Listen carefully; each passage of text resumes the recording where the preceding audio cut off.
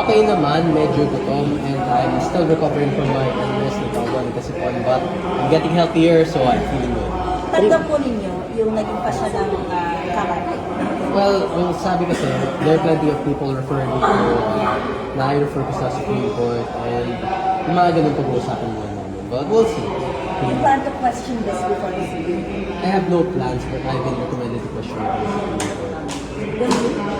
I have no plans yet. Ay, wala kang decision, pero it's open. You're open. Well, I'm open to everything. Kung ano gusto mo sabihin sa mga kababayan mo, sa mga kadistrito mo na hindi na ikaw ang congressman nila?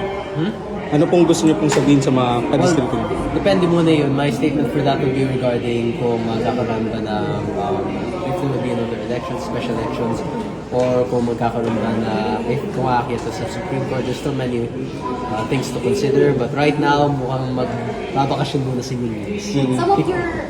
Some of your allies were saying na too much daw po yung ginawang expulsion.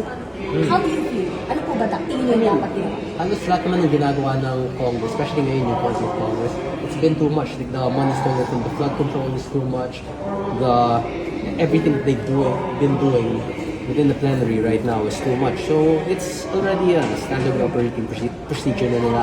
Sanay na tayo doon. Ngayon, kakabahan na already. We're expecting plenty of floods, plenty of typhoons, plenty of economic problems due to the things that they're doing that are actually not too much. Kung too much lang yung pag-express sa akin, that's acceptable.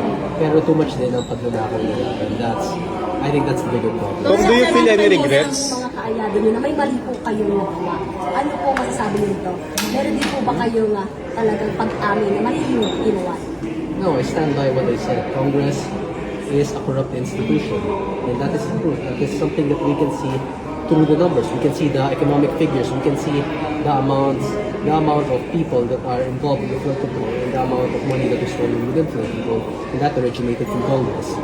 So no regrets po? No regrets. Merong hands dito ang Pangulo.